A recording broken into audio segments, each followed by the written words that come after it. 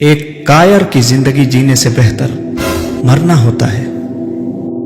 2 सितंबर 2010 35 साल का गोरखा सैनिक विष्णु श्रेष्ठा उस शाम किसी लड़ाई की उम्मीद नहीं किए था। उसकी ट्रेन मौर्य एक्सप्रेस गरजते हुए पश्चिम बंगाल के घने जंगलों के अंधेरे को चीरते हुए गुजर रही थी और यह नेपाली मूल का पूर्व भारतीय सैनिक चुपचाप खिड़की से रात के शांत आसमान को निहार रहा था। गोरखा इन्फेंट्री के दिग्गज जवान ने अपने जीवन में बहुत सी लड़ाइयां देखी थी और अपनी असॉल्ट राइफल और खतरनाक खुखरी से दर्जनों दुश्मनों को धूल चटाया था।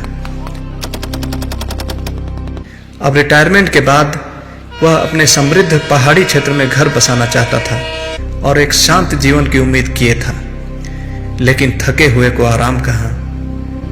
आधी रात के समय ट्रेन का शक्तिशाली इंजन अचानक रुक गया, जिससे सभी यात्री जग गए। यात्री अभी इसी कश्मकश में थे कि ट्रेन इस वीरान जंगल में क्यों रुकी थी कि तभी लगभग सभी दिशाओं से काफी लोग अपनी सीट से खड़े हुए और बंदूक, चाकू, डंडा और तलवार जैसे भयानक हथियार लहराने लगे।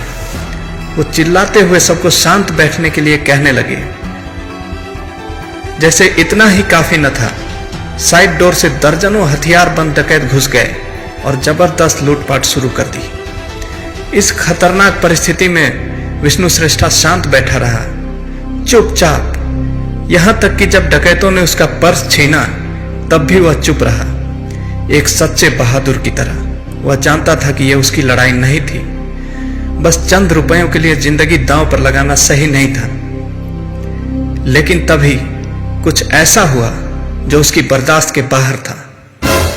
18 वर्ष की एक खूबसूरत लड़की श्रेष्ठा के बगल में बैठी थी। डकैत जब उसकी सीट के पास पहुंचे तो लड़की को पकड़ने लगे। डकैतों के सरदार ने लड़की का शर्ट फाड़ दिया और लड़की मदद के लिए चिल्लाई। बस करो, चीखते हुए विष्णु अपनी सीट से खड़ा हुआ और भावी रेपिस्ट को लड़की के ऊपर से खींचकर उसको मानव ढाल बनाते हुए अपनी खुखरी बाहर निकाला और एक डकैत का गर्दन काट दिया। अगले 15 मिनटों तक विष्णु ने ट्रेन की पूरी बोगी में दौड़ते हुए उन डकैतों को काटना, घोंपना और फाड़ना जारी रखा। उसने पेन से थोड़े से बड़े हथियार खुखरी से 40 खूंखार डकैतों को नाको चने चबवा दिया। 3 डकैत मारे गए, 8 घायल हुए और बाकी दुम दबाकर भाग गए। इस दौरान विष्णु को बाएं हाथ में तलवार से गंभीर चोट लगी। ट्रेन अगले स्टेशन पर पहुंचाई गई। वहां से विष्णु को अस्पताल पहुंचाया गया और अब वह पूरी तरह से स्वस्थ है। सभी मृत और घायल डकैतों को पुलिस लेकर गई। डकैतों के पास से 40 सोने के नेकलेस, 200 सेलफोन, 40 लैपटॉप और 6 लाख रुपए बरामद हुए।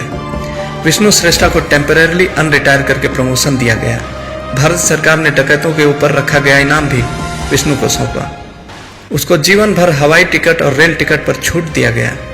उसकी असीम साहस, बहादुरी और फर्ज के प्रति निष्ठा के लिए भारत सरकार ने उसको सेना मेडल से नवाजा। दिलचस्प बात यह है कि उस लड़की की फैमिली ने विष्णु को 4 लाख का इनाम देने की बात की, पर विष्णु ने यह कहते हुए मना कर दिया कि युद्ध में दुश्मनों से लड़ना मेरे सैनिक होने का फर्ज है, ट्रेन में डकैतों को धूल चटाना मेरे इंसान होने का फर्ज था।